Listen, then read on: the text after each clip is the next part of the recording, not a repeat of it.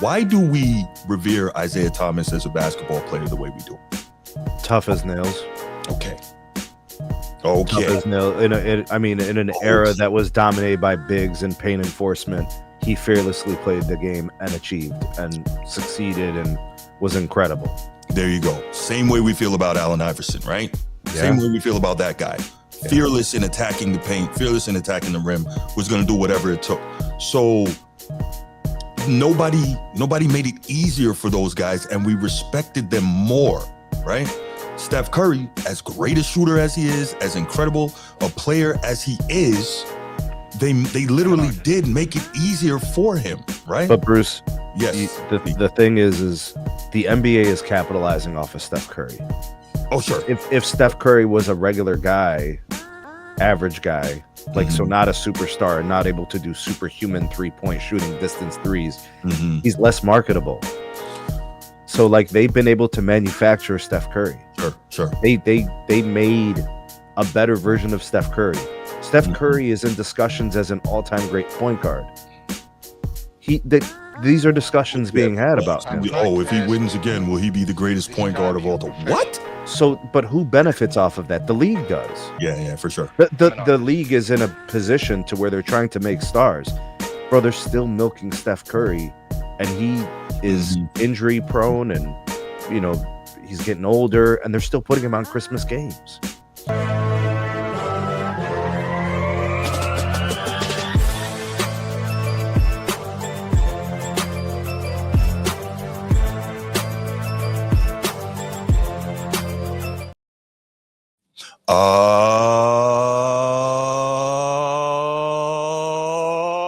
Yeah.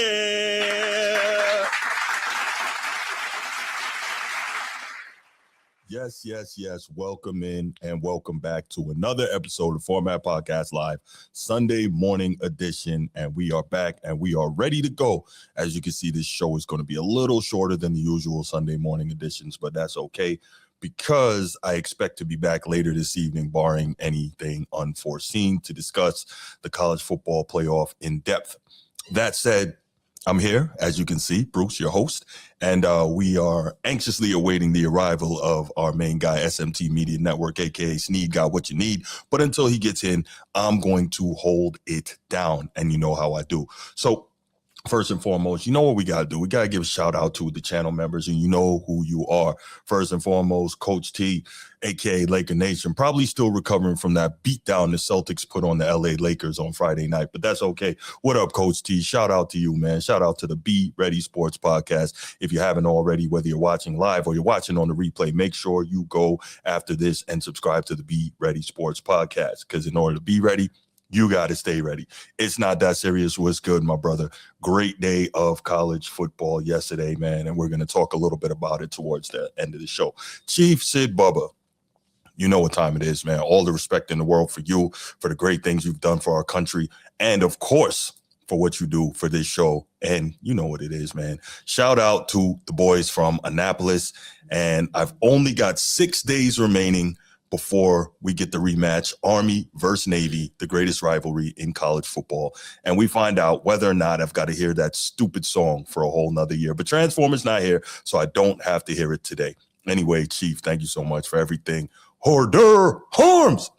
All right. Baltimore, Bruce, what up? Where you at, Bruce? Where are you? Yesterday, you spent a whole lot of time texting me nonsense about Notre Dame sitting home and watching while the real dogs go play. And it turns out the real dogs did go play, and they bodied your boys. Roll MF and Tide. Anyway, we'll get to that. But Baltimore, Bruce, shout out to you for the support you give the show. Steve, king of the chat, my guy, my Irish brother. What's up, Steve? Man, appreciate you so much. Thank you for being here. Can't wait to hear what you got to say. I don't know if you're here right now or if you are currently doing the rosary and praying for our Irish to make the college football playoff. Nah, just joking. There's a lot more important things to pray for.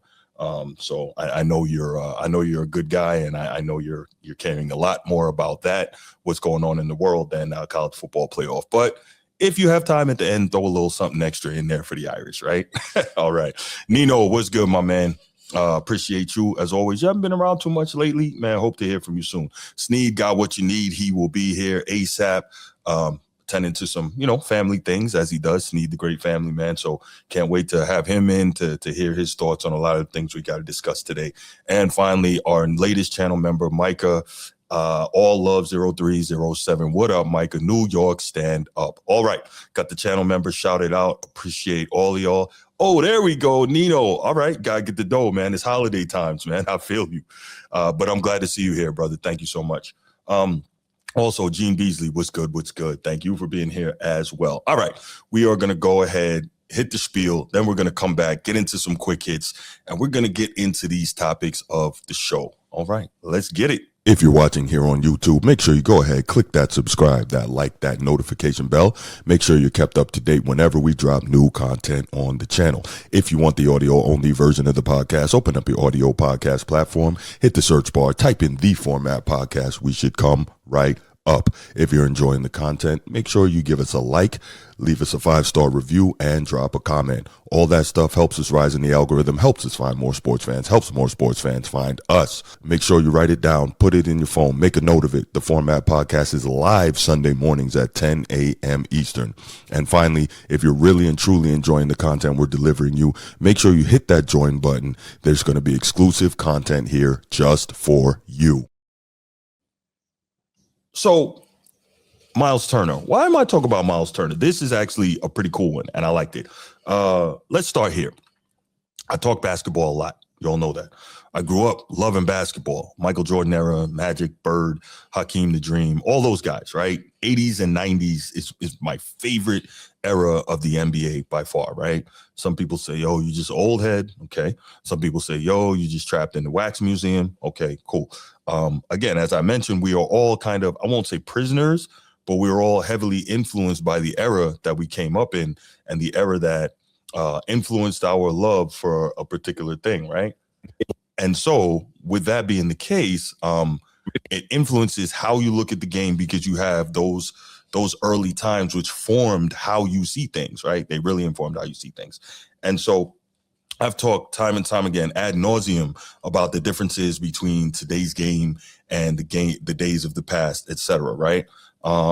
I've talked ad nauseum about how disrespectful the younger generation is in terms of the great players of the past and how disrespectful the NBA is on the whole about the great players of the past. I've talked ad nauseum about how, for whatever odd reason, the NBA seems to be the only league which consistently disrespects the past. And my thought on that is they disrespect the past to prop up the present, because by all observable metrics, when put into context, the present doesn't match up to the past, right?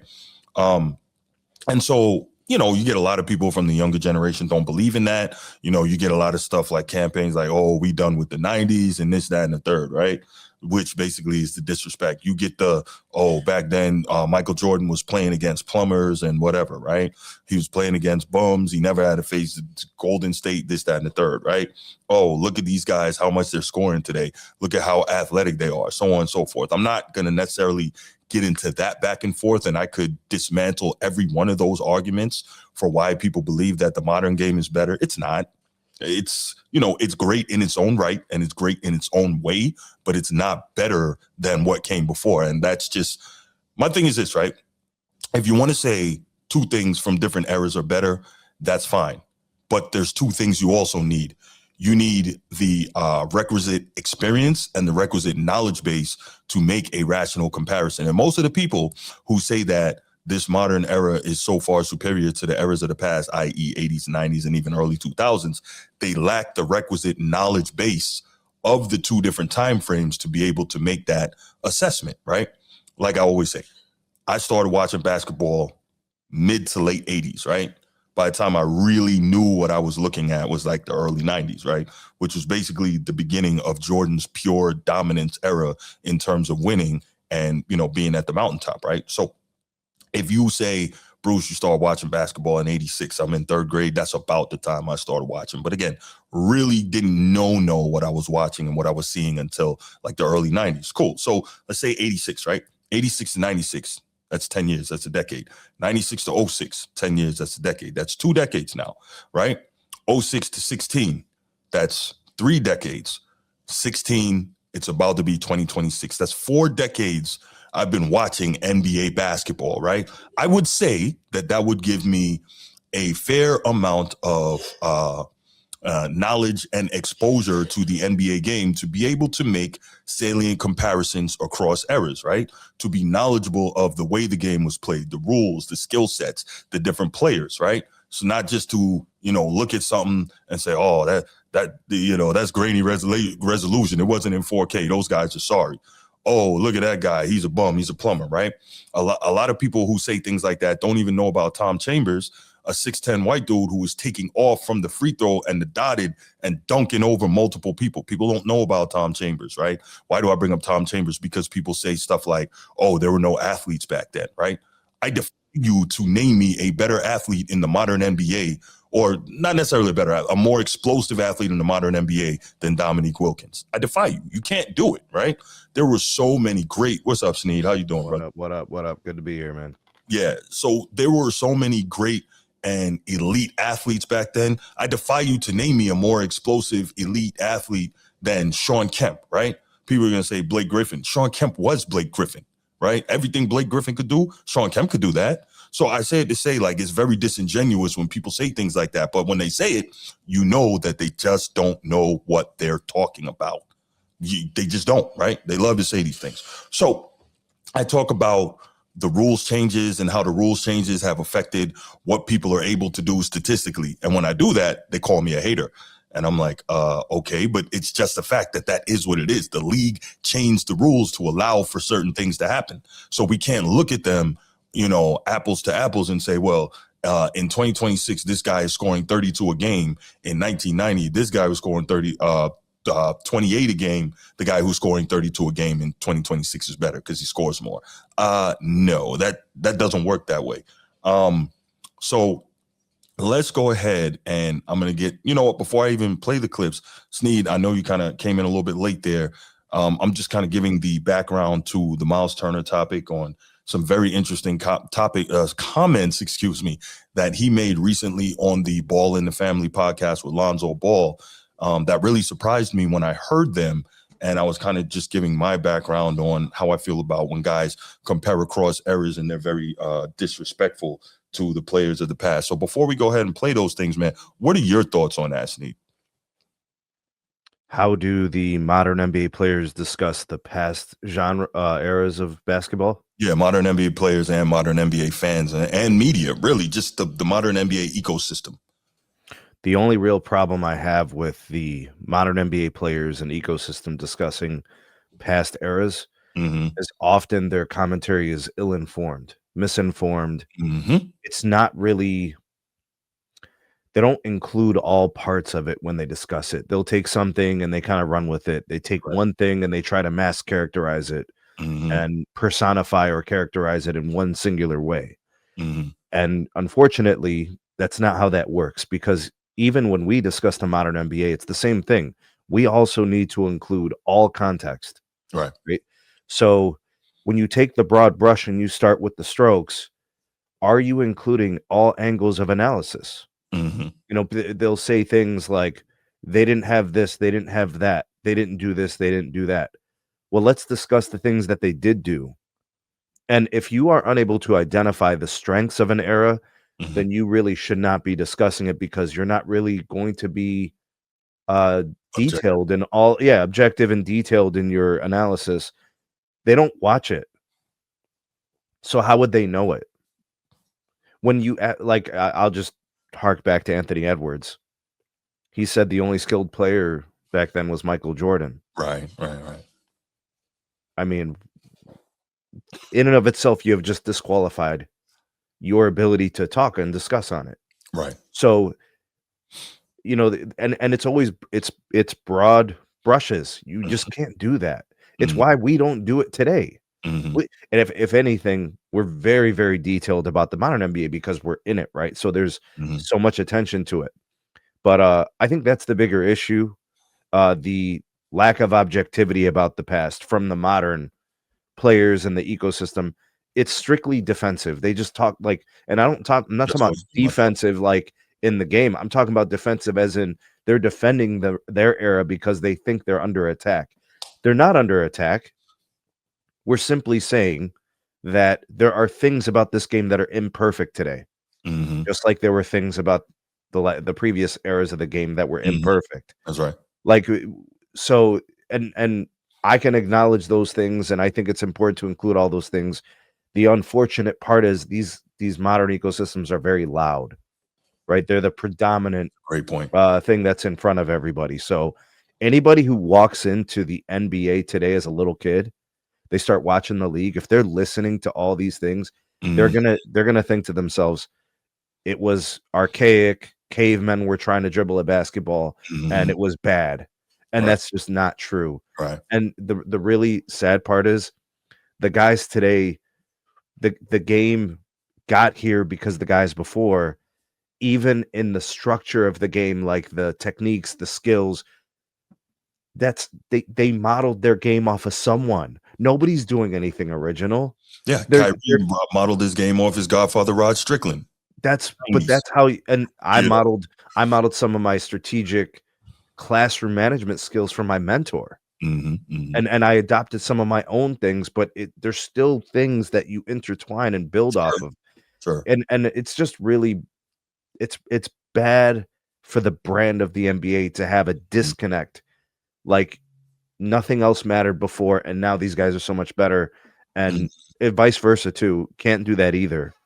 You know, like but I think what it boils down to, Bruce, they just feel like they're under attack, and it's just a defense mechanism. They're putting up a guard and a shield. They think they're under attack. So I would push back a little bit. I don't think that the previous generation is attacking them. I don't. My thought has always been, and it starts from the top down in terms of the NBA media and the NBA front office, they know that the product that they're putting out there is not the same caliber of the product that was out there in the 90s and early 2000s. And the easiest, most simple answer for this is, if the game is so much better today and the people love it so much more, why was Michael Jordan's Game 6, the Bulls and the Jazz in 1998, still the most watched NBA basketball game of all time? It's that simple. The one thing that's missing, so much better. Go ahead. The one thing that's missing clearly, I think objectively, the game is less competitive for more of the season. The game is less competitive, and I think it just harks to the mentality of the player. There's a great amount of players who are making so much money that they're distracted by other things. That's true. And I'm not here to judge anybody. There's people in the NBA who are playing because they make a lot of money. And if they win, cool. If they don't win, cool. It's no skin off of their back. I heard one of the greatest NBA players of all time say that. Yeah. My life is unchanged, even though I didn't win. That's right. That's you right. See what I'm saying? So, and that's one of the greatest players of all time who said that. Yeah, I can go back tomorrow to live in my great life. Yes. Yeah, for sure. Yeah. So if that's the mentality, if that's how some of these guys are thinking, then it explains a lot of things.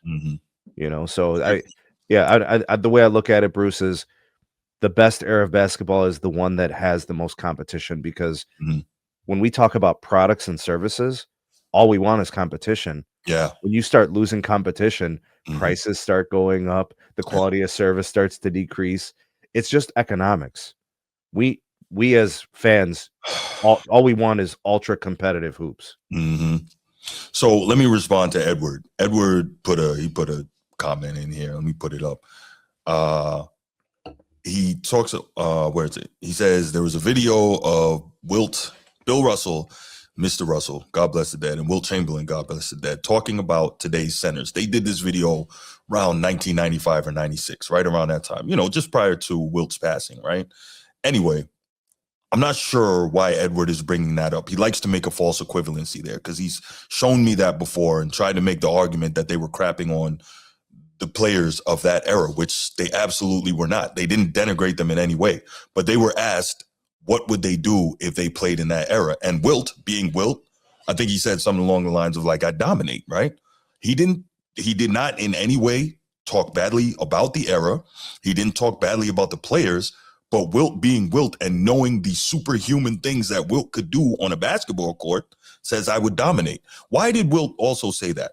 Do we know that in the 1980s, Wilt was in his 50s and still receiving NBA contract offers? In his 50s, right? We know this. This is a fact. Some of you may not know this, Edward. That's crazy. But the fact is, when you are dominant to that level, of course you're going to say, I'm going to dominate. But he didn't say, oh, these players today are garbage. This era is trash. He didn't say anything like that. The great Mr. Russell didn't say anything like that. But them in their confidence and knowing what they did as players, they said, yo, we'd go get busy, right? I think they asked Wilt like how he would fare against Shaquille, and they asked Mr. Russell the same question, and they both said the same thing, that they would run Shaq out and basically tire him out. Now, we know Wilt was what? An All-American in track, right? 400, 800, high jump, long jump, triple jump, right? 100-meter, All-American, set multiple Big 8, which is now the Big 12, conference championship, conference records in those events, right? So we know that he's saying, yo, in my prime, I would run Shaq up and down and he wouldn't be able to keep up with me.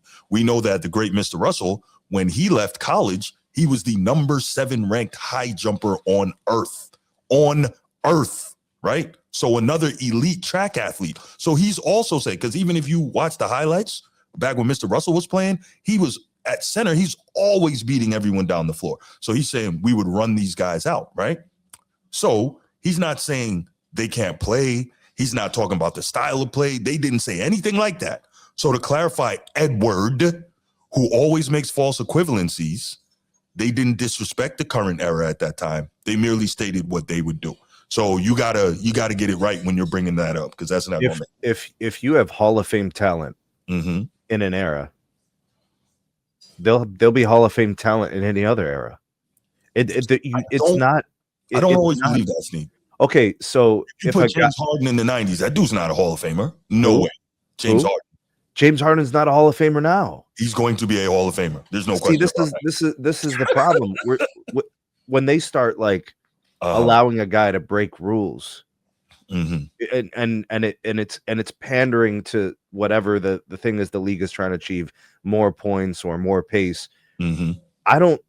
If I put James Harden next to these other Hall of Famers, he's like, it doesn't fit. It's the square peg, the round hole. You're just like all these other, but like that's a different problem. The NBA or the Basketball Hall of Fame, it's too easy to get in. That's a different issue. Facts.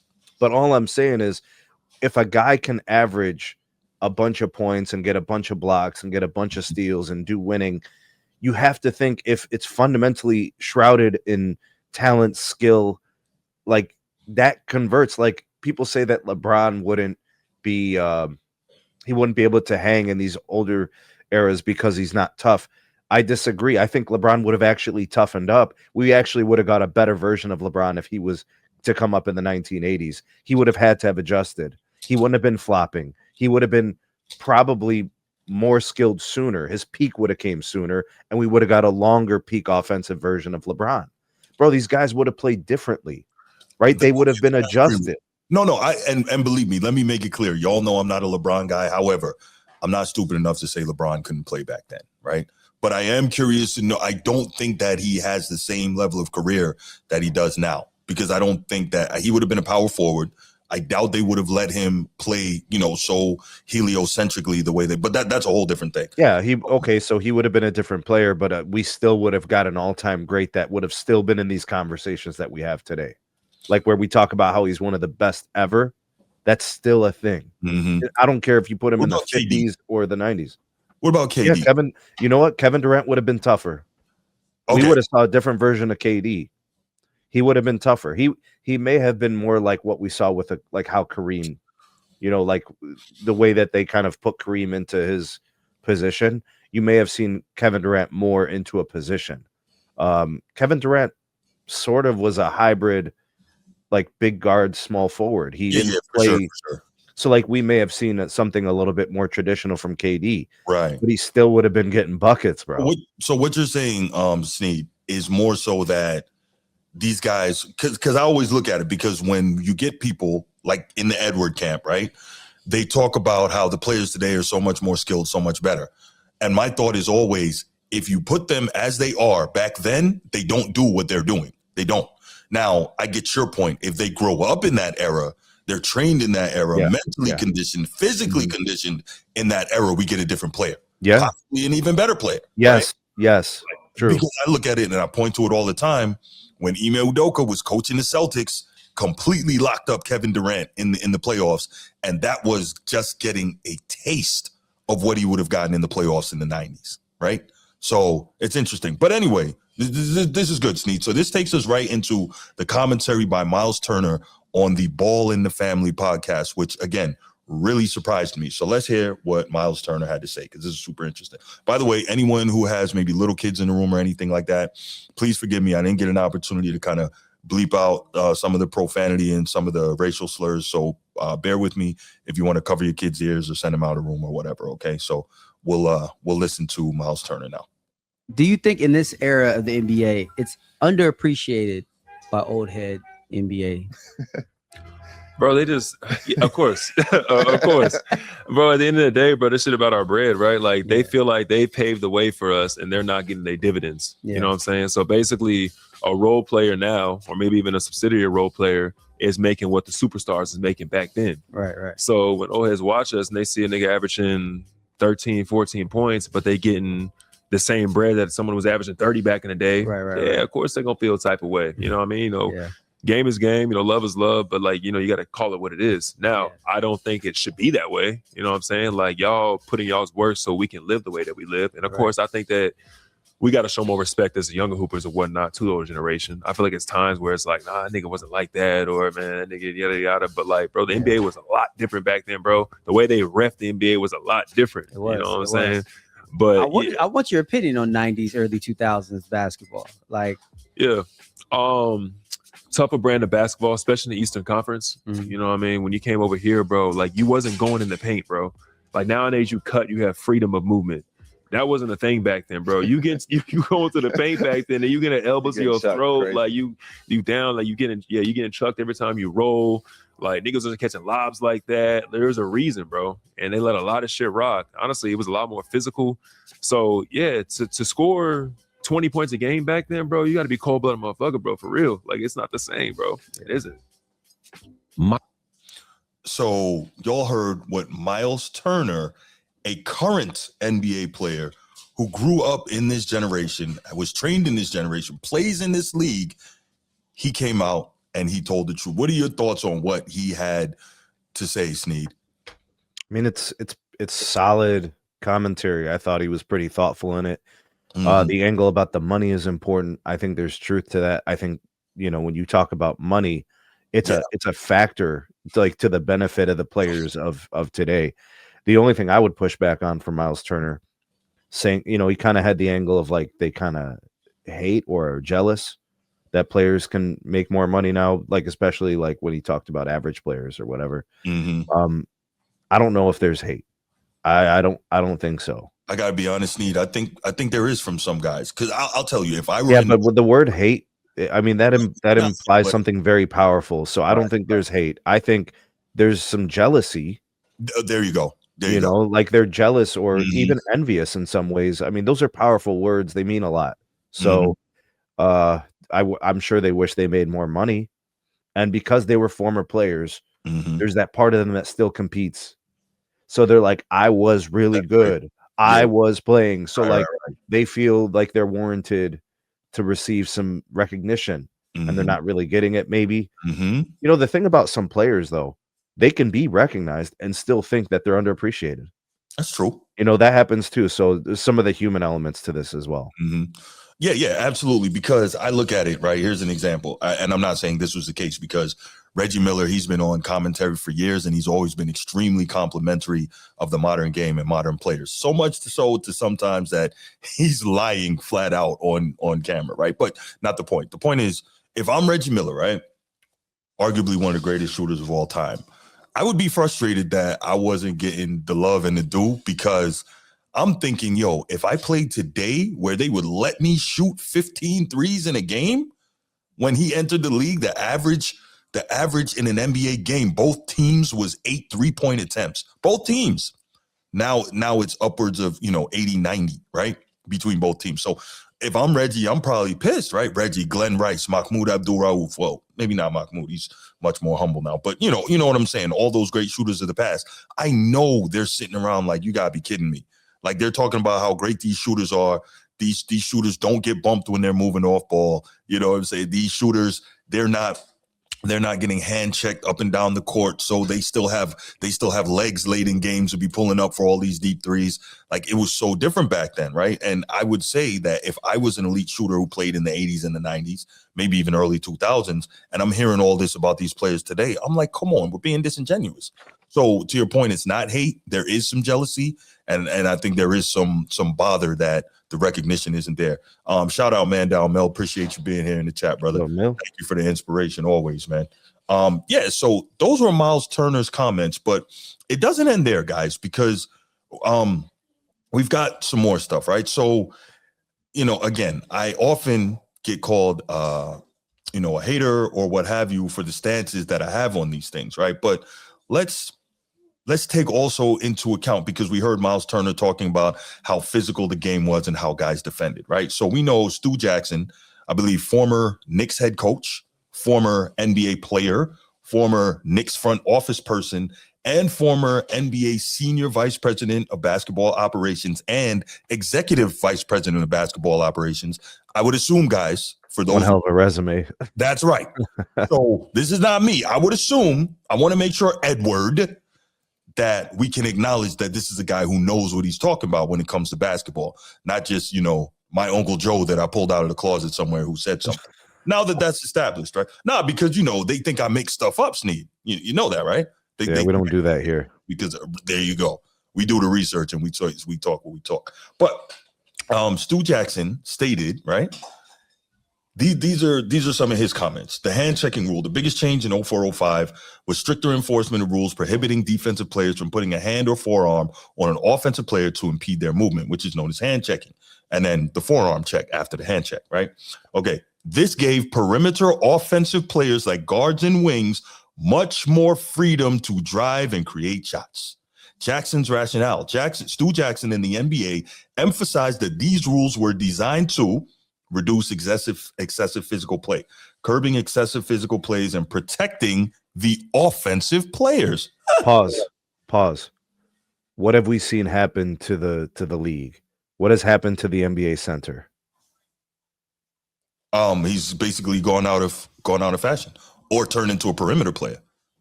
Those two things. Mm-hmm. We have seen centers fuse into wing players. That's right. Yep. We have seen the game move out away from the hoop.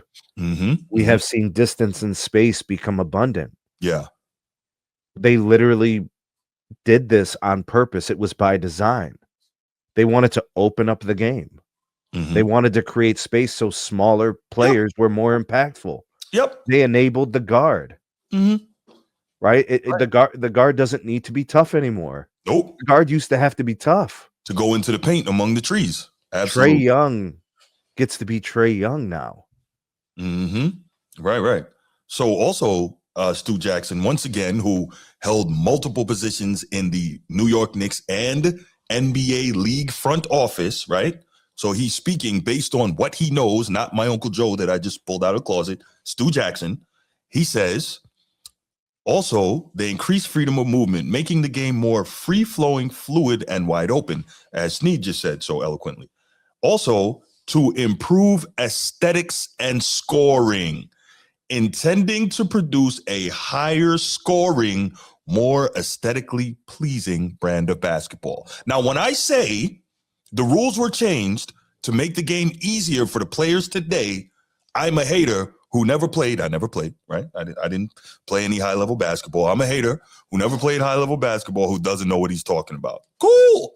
Fine. I'll give you that. I'm a hater, never played high level, don't know what I'm talking about. But if y'all remember, those of you who heard the last members only show I did, remember, I'm the guy who don't just stab people, I twist the knife. See, that's what's happening now, right? Since I don't know what I'm talking about, I get the information from guys who do. So we know, per Stu Jackson, that they took away the physicality. We know that they made it easier for the offensive player, out of his mouth, not mine, pause. And we know that they made it to improve aesthetics and scoring.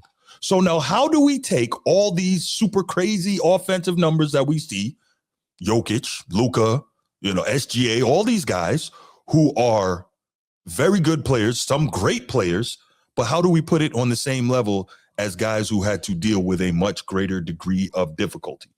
But let's go some more. So here we go. According to Stu Jackson, former senior VP of basketball operations, the new rules discourage bigger players from staying in the middle of the lane and preventing passing player movement, and therefore improving shooting percentage closer to the basket. The rules also speed up ball movement to the front court, bring about full court press, as well as reduce disruption by touch foul calls. So everything we're hearing, so now the defenders in the paint have been taken away. So then you see guys like Jokic getting busy and dominating in the paint and also not doing their job defensively for the most part. Like, we have to tell the truth when we talk about this stuff. But I know some of you still won't believe me. So guess what? I've got one more thing for you. In 2022, Kevin Garnett sat down with NBA Commissioner Adam Silver. You remember that, Snead? I'm sure you heard that.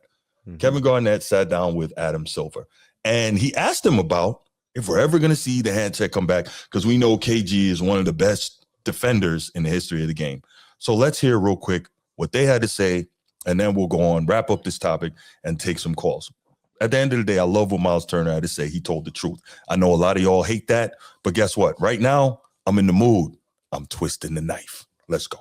When I'm watching today's game, I feel like I'm downloading the latest play. And what I mean by that is, obviously we can go through each age and see the game and the style of how it's played. When I watch now, points are like 144, I think I saw the other night, and 125. And I remember being in some All-Star games where I think we scored maybe 144, 140. Like, is the high scoring working? Is speeding the game up? I asked this with a follow-up because I want to know, will there ever be a time in our lives where the hand check comes back? Is that going? Is this kind of the wave in which we're going now? I'll answer it coming from the fan in me, which is, and maybe data comes into play here because I can look at television ratings and other measures of interest. There was a point, I believe, probably in around the late 90s when the game became too physical. And I think we lost some of our viewers, you mean? Yeah, and I think for our fans, from the aesthetic enjoyment of the game. Why is he saying that, though, when, again, the ratings were at their peak in that time? Why does he say that? And it's crazy because we have the means now because people are going to say, well, people watch TV differently now, but we can track ratings from TV. We can track it from cable. We can track it from streaming, So there's all these different ways to consume the NBA product. So the ratings should be up now, right? Don't you think that if the ratings were up, people were watching more NBA, the NBA would be bragging about that as a league, screaming it from the rooftops of their front office in New York City? They would, right? So if that's the case, why do we still see better overall ratings back then? So he is sitting here lying to KG and lying to us as if our brains don't work. That's bothersome to me. You know what's happening, Bruce? What's that, Sneak? The NBA has more competition for people's eyeballs. There's other things that people can watch that they're preferring over the NBA product because the NBA is not competing as well as it did before. Whatever the NBA is doing now that they've changed or modified, or the evolution of the game in terms of how they present it from an entertainment standpoint, there's other things that have moved past them. So I don't know what is showing on your Netflix account. I don't know what is showing in terms of the movie space or the shows or genres of TV or sports, NFL, baseball, hockey. When I think about all the competitors, whatever the NBA is competing with in those 7, 8, 9, 10 o'clock windows, people are still watching TV and live sports and shows and movies. Why are they consuming less NBA? Why are they still consuming, but consuming other things than the NBA? The NBA needs to be asking themselves this question. Why are we less competitive with other forms of entertainment? And why are we pretending like it's not our fault? See, this is a simple business concept. If there's 5 competitors or if there's 10 competitors, it now changes everything because now there's bits and pieces to take and they're going to fiercely compete for the attention of people. it appears to me that the NBA is not competing as well as they used to. There People are preferring to watch other things. There you go. Facts. All right, let's continue with Kevin Garnett and Adam Silver. And Edward, I don't know why you're asking me about what KG said. This is about Adam Silver's commentary. But as usual, you want to move the goalpost and move in ways that aren't particularly masculine. So let's carry on. Where it de-emphasized the particular skill a player had and maybe weighted too heavily physicality, where a big, strong player could come in and prevent a incredibly skilled player from doing those kinds of things. I think of, not that he's a small guy, but a smaller player like Steph Curry can do on the floor. I think that when you think of some of his ability to shoot, his ability to move through the paint, that if guys could just bang him and knock him to the ground, as that was once the case in the league, I don't think that would be a better brand of basketball. Yo, so let me ask you, right? He talks about Steph and okay, he makes whatever point he wants to make. I disagree with it. Let me ask you this. Why do we revere Isaiah Thomas as a basketball player the way we do? Tough as nails. Okay. Tough as nails. In an era that was dominated by bigs and paint enforcement, he fearlessly played the game and achieved and succeeded and was incredible. There you go. Same way we feel about Allen Iverson, right? Yeah. Same way we feel about that guy. Yeah. Fearless in attacking the paint, fearless in attacking the rim, was going to do whatever it took. So nobody made it easier for those guys, and we respected them more, right? Steph Curry, as great a shooter as he is, as incredible a player as he is, they literally did make it easier for him, right? But Bruce, yes, the thing is the NBA is capitalizing off of Steph Curry. Oh, sure. If Steph Curry was a regular guy, average guy, like so not a superstar and not able to do superhuman 3-point shooting distance threes, he's less marketable. So like they've been able to manufacture Steph Curry. Sure. They made a better version of Steph Curry. Steph Curry is in discussions as an all-time great point guard. These are discussions being had about him. Oh, if he wins again, will he be the greatest point guard of all time? What? So, but who benefits off of that? The league does. Yeah, for sure. The league is in a position to where they're trying to make stars. Bro, they're still milking Steph Curry, and he is injury prone, and he's getting older, and they're still putting him on Christmas games. No doubt. I mean, he's still exciting to watch. He's still entertaining. There's no question, right? Right. But if this was a different era playing by different rules, he's broken down. Probably he had ankle problems in the beginning of his career. Yeah, for sure. They got a lot. They really like this is the kid that's 9 years old that's still trying to ride the big wheel. They're really milking this. Like this is bro. Like David Stern and Adam Silver look at the league very differently. I know they say Adam Silver, David Stern was his mentor. They play this really differently. Very differently. Yeah, players are bigger than the NBA now. And that's not how it was. I mean, it's always been a star-driven league. That's not really any different. But it's a different cultural thing in terms of what the NBA does as a culture. You have Adam Silver, who views his players as partners. David Stern viewed the players as employees. Well, how can you be my partner when I'm paying you? You're not my partner. That's just like completely illogical. That's totally. I'm not surprised by any of the things Adam Silver is saying. I've already said these things, thought these things myself. I'm just getting confirmations. Right. No doubt. Let's continue with Adam Silver. I also think we have to find the right balance, because I know when I sit in the stands or talk to friends sometime, they want to bring back, and we've tried to bring back a little bit more of the physicality. Like, I think people like to see hard defense. I mean, it goes a little bit before to what you and I are talking about, like touch and feel. Like, I don't think either people like that idea that guys can go through unscathed and you're protecting your star players. I like where we're going in terms of that brand of basketball. In terms of scoring for its own sake, I don't necessarily think what fans tune into is just to see scoring. So he's lying right now, because we just heard Stu Jackson say that they legitimately did this to boost scoring. So now he's sitting here lying. See, this is what I talk about. This is lip service. He's speaking out of both sides of his mouth. Yes. Yeah. It's very easy to fact check all this stuff, but what I realize is people know they can say anything because most people aren't going to do the research. That's just what it is. All right, let's continue. For its own sake, because that's where I think people want to see real defense. Yeah. So, well, KG's not a real journalist, so he couldn't really push back, but I probably would have had Stu Jackson's commentary there and said, well, Adam, how do you reconcile what you're saying with what Stu Jackson said here? He's probably going to give you some amalgam of, well, that was 2 decades ago, blah, blah, blah. The game has changed, the players, blah, blah, blah. But I'm like, well, that's around the time when all of this that we're discussing, actually made the change. So it is, I don't know, it's interesting. But getting back to the original point of this topic, I love that Myles Turner came out, told the truth, told it as it is, right? And he could tell the truth without saying, like, yo, today is crap. Nobody's saying that. Nobody's saying today is crap.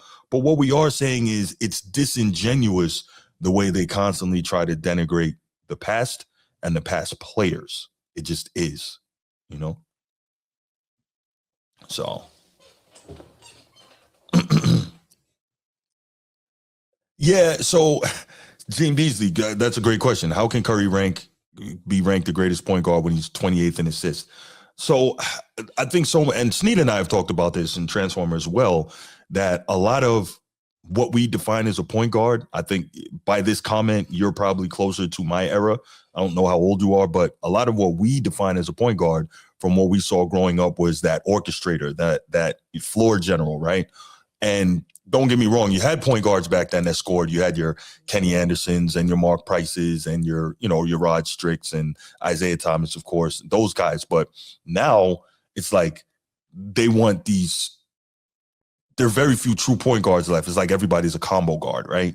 So if you can score 25, 30 at the one position, they love that, right? A Cade Cunningham. But at least, Cade is still getting you, almost 10 assists per game, right? So like I can kind of rock with that, but I would prefer personally if the scoring comes down from 28 to about 22, and now he's getting me 12 assists a game, more in the John Stockton, Isaiah Thomas mold. Give me that versus my point guard scoring all these points. But the game is how it is. And I, of course, prefer it, how I was more influenced and raised in the game. But no, that's a great point. The thing about Steph Curry is he didn't start winning championships until he got off the ball. That's true, too. So the greatest version of Steph Curry wasn't the version where he displayed the most point guard skill. The most point guard skill we saw from Steph Curry were his first 5 or 6 seasons. But it wasn't until the following 5 or 6 seasons where he won championships. So I think that they could have gotten there because remember, he was getting coached by but they didn't do it that way though, Bruce. But the outcome was that they put Steph in a different role and had him doing different things. It was more balanced in terms of being ball centric. Mm-hmm. He was letting someone set him up, right? It was screens and coming off those high screens to get open threes, and he was playing off of clay. He wasn't ball dominant in the sense of a point guard. Mm-hmm. No doubt. All right, this has been a great topic. Let's go ahead and take some calls on this. Edward, I definitely want to hear from you. I wasn't quite understanding that last comment you made in the chat. I want to hear from you, but anyone who wants to call, we'll take 2 or 3 calls on this. 904-219-8264, 904-219-8264. Let me make sure I got my Bluetooth connected. Hold on, Nino, hold on. I forgot to connect the Bluetooth when I was setting up. My bad. Yeah, I look at these era discussions and I look at the way the rules are changed and different, and what ends up happening is you just have to look at how each of the players found success while they played under the circumstances. So if a player achieves greatness while they're in the league, I can't downgrade them based on their effectiveness, based on the rules. I say, well, they made the right adjustments, they played well, but that makes it impossible for me to then compare them directly to someone who played in previous eras. Yeah, and that's the thing I always say. I have no problem with saying a player from this era is great. I just want to provide the context. And I don't even compare them to the previous era until somebody, whether themselves or the media, starts putting them in the historical context.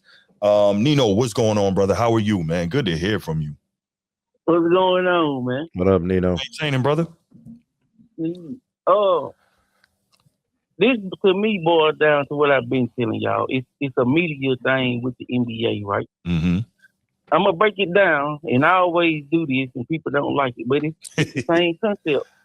The NFL don't do it because they put the right media personnel in the game. The NFL, I'm a Steelers fan, so when I come up in the 98, early 2000s, we had Jerome Bettis. Yeah. We ran power football. For sure. Most teams ran power football. Now every team in the league runs spread mostly. Mm-hmm. That don't make it unwatchable, and we know what they did to the NFL defense. Mm-hmm. Y'all know what they did to the steel curtain. For sure. It's the same concept, except they don't. Except with basketball, when they brought the spread offense per se for the NBA. All right, the pass interference would be no guys.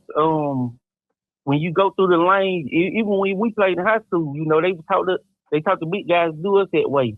When you go through the lane, give them a little elbow or something. So you dissuade them from coming through. Yeah.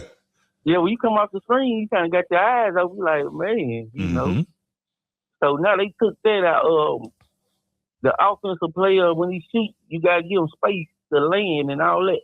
Well, when the receiver catch the ball, you can't touch him until he get his hands on.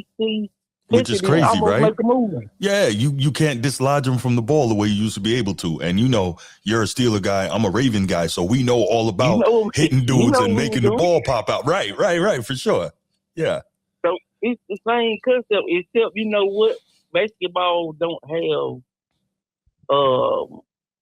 a lot of the old guys, which I give MJ credit, because he probably think it, but he don't say it, because he content. Exactly. But you got a lot of basketball guys that will say, oh, look at this guy, and look at this, how they doing this. Mm-hmm. Eventually, even if it's a little truth, if it's some truth to it, they be like, hey, y'all picking on us, we don't make the rules here. E said about Wilt and Russell, and Mr. Russell. Imagine if they had a mic and they said that every day, though, or they had guys that played at their time saying this every day, like a Skip and Stephen A. Then they talking about stuff that they don't even really know about, and they the number one show on a sports show in America. Mm-hmm. They got away from Sports Center when I was coming up. You watch highlights, and you just watch who did good. Really, you didn't really hear about the comparison. You know. So to me, it's just the same concept of how the media coaching. Now, I'm gonna give you the credit because what you saying about today is true for the most part. Okay, it's gonna be easy to score, but that's because they changed the offense. In my opinion, it takes a while it's easy to change the offensive scheme, but it takes a while for the defense to catch up. So I'm gonna ask you, and so I'm gonna take your favorite player out of it because I believe that's the one superstar center.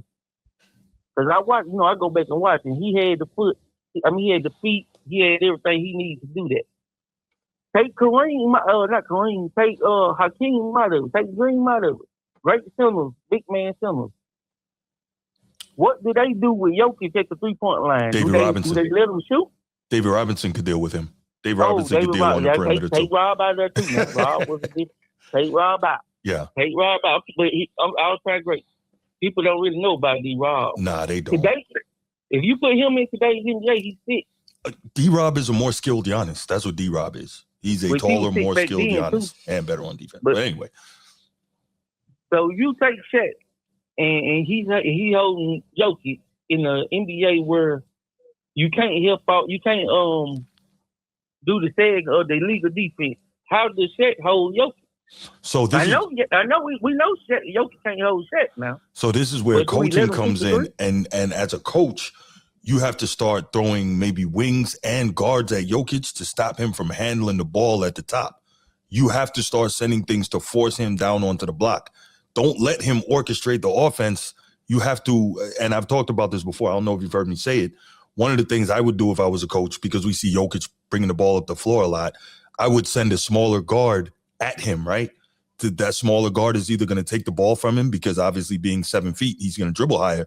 The smaller guard is going to take the ball from him or make him turn around and back the smaller guard down, which takes up time and messes up the flow of the offense. Or he's going to pass right over the smaller guard's head, get the ball out of his hands, which now also disturbs the initiation of the offense. What you got to do is you can't completely shut down Jokic. He's too good offensively.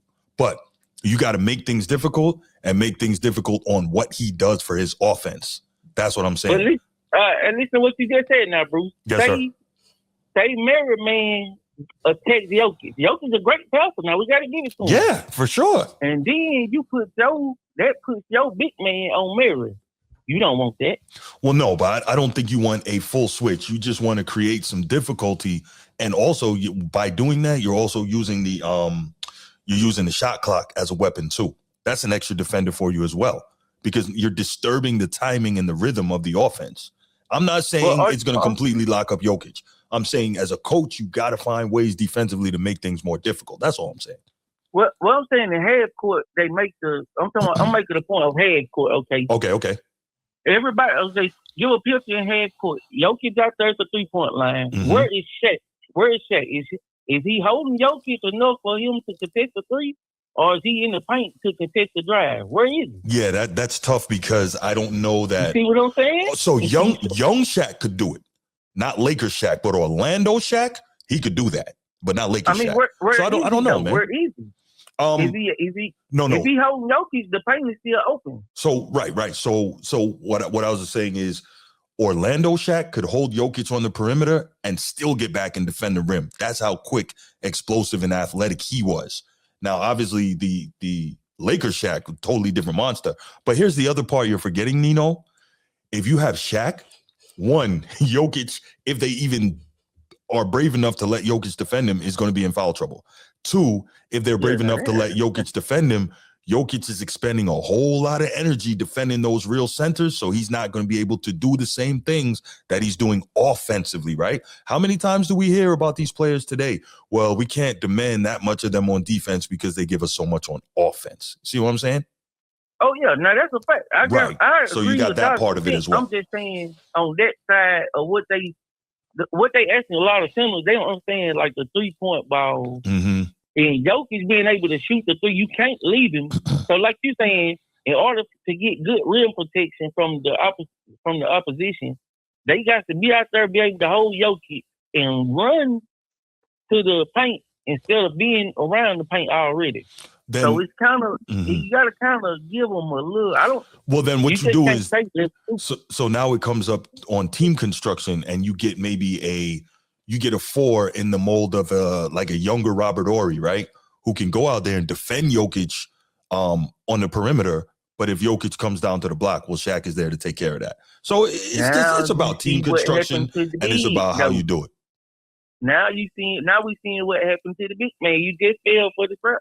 It ain't a lot of Hakeems and Dreams and no, of course Shaqs now. No, but if you have a Shaq, remember Shaq played with Horry. Tim Duncan played with Horry, right? Oh, yeah. So part of that is part of that is team construction. But I gotta let you go, Neo. Nino, I'm sorry. No, that's a great call, man. I appreciate you, brother. Show, man. For sure. Thank you for calling, man. VC from Georgia, I saw you calling, man. Call me back, VC. I want to hear what you got to say. Edward, man, you got a lot to say in the chat, man. Call in, bro. Call in. Because I'm not even being funny. I'm not understanding how you're trying to tie a lot of your arguments together. So I need some help because I really don't get it. VC, what's good, brother? Man, what's up, Bruce? What's up, Sneed? How y'all doing this morning? VC, good to have you, man. Thanks for calling. Well, brother. Yes, sir. Man, I listened to most of your video, man, with the Myles Turner. Mm-hmm. I gotta agree with him. I think hating might be a strong word, but I think the word is disgruntled, because you got to think about this. We talk about these role players maybe getting more money than a 90s role player, but we also got to think about this. It starts off with the top.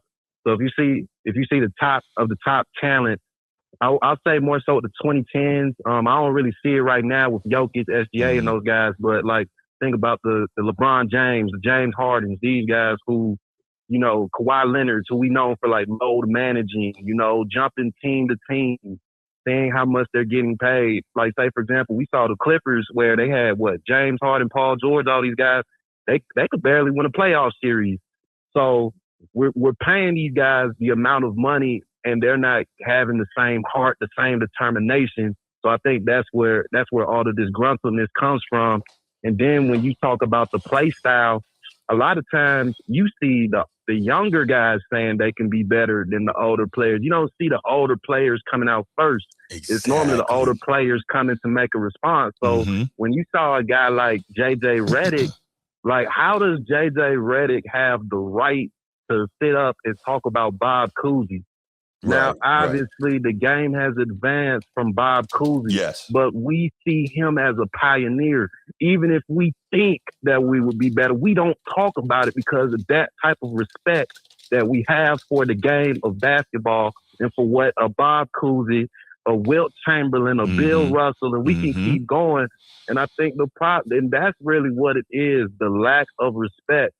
And when you see a guy like, say, for example, the TNT guys, when it's mainly Charles Barkley going hard on these guys, now they want to say, man, you trashing the product. I don't know, man. Right. It's crazy to me, man. No, I hear you, VC. No, that's a great point. Sneak? What I think is happening, and I'm just casually kind of like listening to everybody's perspectives. I think there's a couple of things occurring. It's kind of obvious to me. They're starting to allow the formation of cults. There's like two cults, right? You have a side that is like promoting the older NBA as being better, and then you have the cult of the new modern NBA being supremely better, right? So they're doing this. I see this with products all over. So like Apple with their devices, Harley Davidson versus crotch rockets. Like, I'm just giving you guys some examples, but like they create a culture within the groups. Like, this group has a purpose. This is what they're doing. This is what they stand for. Here's their core values. Here's how they identify themselves. Then they move by identifying an adversary, like whoever the opposition is, whoever is the opposite, who's the opponent or the op, right? And then they form an identity. Here's what we believe is part of our identity. These are the features, attributes, characteristics, qualities. And the people that are on the other side of this that are against us, they don't have these same high quality values and whatever. So they're on purpose trying to create dichotomy. They're trying to create separation and get people to fight. So that way there's intensity, there's vitriol, venom, and it keeps the conversation going. And it keeps business. It keeps the checks clearing. It keeps the register sounding off. Like, I just, it's become so blatantly obvious to me. They're forming teams. They want people fighting. They want a civil war. So that way it's good for business. It doesn't make any sense to shit on the old generation. It doesn't make any sense to shit on the new generation unless you frame it, we're going to create a civil war that's good for business. That's what I think is happening in front of our eyes. Oh yeah, and double down on what you're saying, Sneed. I don't know if it was your pod, if it was you guys' pod or Mel's pod, where I think Adam Silver said, where even though they're not watching the games, what they include is also engagements and interactions. Yeah. So Gilbert Arenas, who can sit up and talk about SGA having more deeper bag work than Michael. Even though guys, even if you're not watching the game right now, if you're tuning in to watching Gilbert's Arena, you might be outraged. You might agree with it. But the fact that you're in those live chat rooms, all of these places discussing that topic on Twitter, Facebook, Instagram, wherever you talk your basketball, that also goes towards the NBA. For sure. Great points, man. You got anything else, VC? Man, the only thing I can say is, man, I'm glad Joe Dumars is letting he changed those rules, let us play more defense, man. Yeah. Basketball looking good. I haven't been watching as much as I can, but shoot, after football season when these Falcons Go ahead and wrap up this season. And I'm right on it. No doubt, no doubt. I appreciate the call, VC. Thanks so much. Oh yeah, yes sir, yes sir. Keep the show rolling. No doubt. Thanks for tuning in. All right, Edward. Let's try one more time, man. I really want to hear what you guys say, seriously, because I wasn't, like I said, I wasn't really following how you were trying to tie your arguments together. So I'd love to hear from you. The thing about the sides, Bruce, the ops, right? That means somebody's going to keep tuning in because they need to have ammunition, right? For their conversations, their fighting, like the arguments, they have to stay engaged, and it's just buzz. It just create the buzz and keep the buzz going. No doubt, no doubt. Edward, good morning, sir. Good morning, Sneed and Bruce. Good morning. How y'all doing this Sunday? Excellent. Good. You? Doing well, thank you, man. Then I just had to take an ibuprofen before I called in. I appreciate that, man. You got to take care of yourself. Health is important, man. Yes, it is, sir. Very important, sir. I mean, let me just say this here. I do not have a problem with the message from Myles Turner. I do have the problem with the messenger. I wouldn't have had a problem if Kenyon Martin said this. But Myles Turner, really? Wow. Okay. Why do you have a problem with Myles Turner as a messenger? Because what has Myles Turner accomplished in this NBA? What has he accomplished in his career? I mean, this man. I'll just say this right here. He is a two-time block champion for the Indiana Pacers. He leads the Indiana Pacers in blocks. Okay. That's it. But we see how Myles Turner plays now with the Milwaukee Bucks. Man, he it's terrible. And I can see why it's the rumors out there that it's not a rumor. I mean, Giannis did delete all his stuff from Milwaukee Bucks. The only thing he left up there was the NBA Cup and the NBA Championship. I mean, Giannis left on his page. We see. I mean, he's playing god awful with the Milwaukee Bucks. They got blown out last night against the Pacers. Okay, but none of that has anything to do with the fact that he knows what he's talking about. Okay, yeah, that's what I said. I mean, if it came from Kenyon Martin, I would not have no problem. Okay, but hold on. Let me ask you this real quick, Edward. So when I say stuff, right?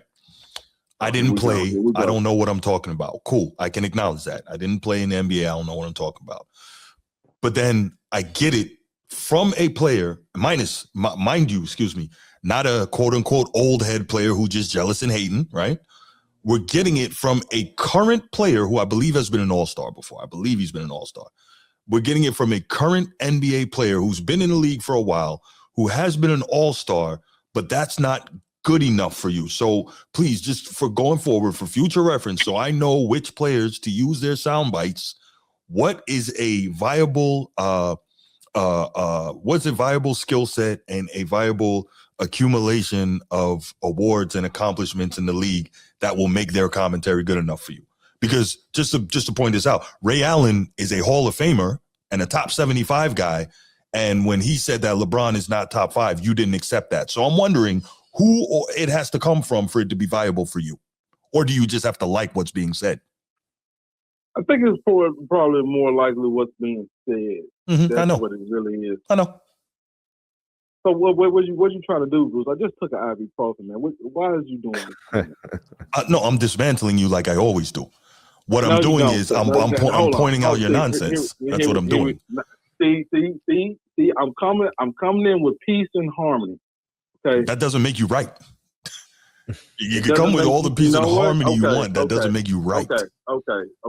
See, this is okay. Whatever, Bruce. You got it, man. You got it. I do. Yeah, you got it, bro. I do. Yes. Anyway, it's just, man. Like I said in the chat, man. Like it's always the NBA, man. It's the NBA that, like Sneed said, man. You know, he hated when the older generation poop on the new generation poops on the older generation. We hear this so much in the NBA, not in the NFL, not MLB, not NHL, none of that. Why is it the NBA? Somebody please explain that to me. Sneak, can you please explain that to me, please? I think the modern players are defensive, and I think the older players have some resentfulness. I think it's because they're going tit for tat. They go back and forth. So there's nobody's taking the high road. You know what I'm saying, Eddie? Everybody's kind of just jabbing back, throwing haymakers. Okay, yeah, and then like I'm hearing like somebody said like Steph Curry. Like what I said in the chat is that man, we hear so much good. Like Steph Curry is like the golden child. Like he cannot be touched or nothing like that. I've criticized Steph Curry. What are we talking about? But I'm talking about in the media, Bruce. In the media, we do not hear none of them. This is like the media right like, here. I'm in the media. Well, what I'm saying is, Bruce, that basically we do not hear Steph does not play no type of defense or anything like that. So do you find it problematic that Steph doesn't defend? Just out of curiosity, I didn't mean to cut you off. Does it bother you that he doesn't defend? No. See, I know I'm just you're not asking going to set me up. You're not going to set me up. I know what you're trying to do. Why can't you just answer the question? Set me up. No, hold Does on, it bother you that Steph Steph doesn't defend? I'm just asking you. You brought it up, not me. What I'm saying is that basically, like, we do not hear none of that so he plays both sides of the ball or anything like that. I'm asking you how you feel about that, though, since you brought it up. Well, because I do have a problem with it because we always hear from your side of the table. No. I'm asking you your personal feelings on whether or not Steph plays defense. Are you bothered by him not defending? I'm asking you how Edward feels about it. I'm bothered by it because you already know what's ready to come out of that disrespectful mouth of yours. I already know. You know I'm bothered about it. So what you gonna say now? I'm not gonna say anything. I was just asking. Carry on. Okay. But what I'm saying is that, we do not hear that in the on the mainstream network. How about that? We don't hear that. Okay. We just hear about he's like the next best point guard with Magic Johnson. Which is ridiculous, but anyway, go on. Exactly. That is ridiculous. But but why we do not hear that energy from you people when it comes to the Joker, though? You know what I'm saying? We hear more of that. Like, he needs to play both sides of the ball when it comes to the Joker. You're ridiculous. How did Joker even get into this discussion? Because I'm just saying that. That's why I say if we just talking about positions, he plays a point guard. He needs to have more. I saw somebody say he doesn't. He's like 28th in assists. Right. And you know what I'm saying. But when it comes to Joker, he's not even top 10 in nothing when it comes to steals and blocks. Mm-hmm. But we hear his numbers about majority on the offensive side of the ball. Well, he is an incredible offensive player. So one of the best we've ever seen. Yeah, that's why you hear that. Yeah, and then that's really it, man. I don't have much more to say, but Sneed, I want you to know this right here. If you had this is a start bench cut. I'm just gonna make this quick. Who would you start bench cut? Jalen Johnson from the Atlanta Hawks, Pablo Banchero, or Scotty Barnes? Wow, bro. Wow, that might be one of the best ones anyone's ever asked me. I'm starting Paolo Banchero. I'm benching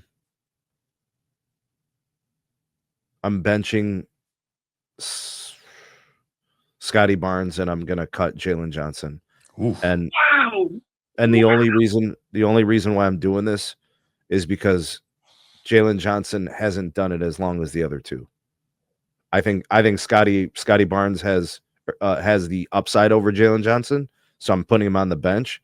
I think right now Paolo Banchero is the best player currently of those three. So that's my thought process.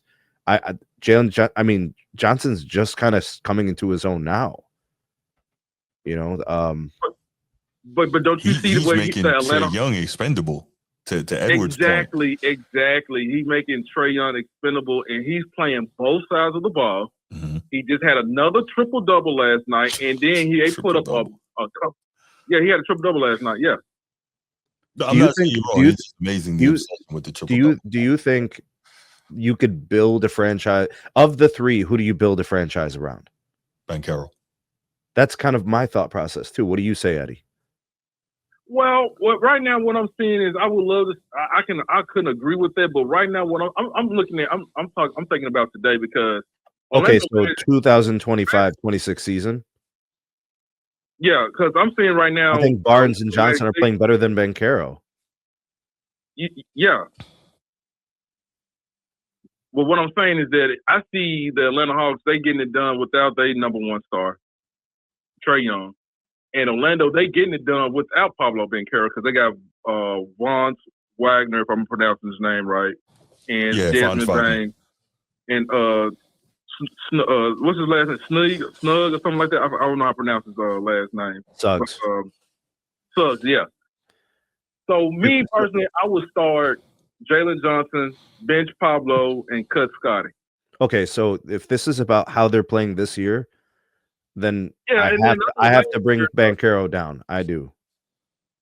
Yeah, because last year I know Jalen Johnson, he got injured and he had a season-ending injury last season.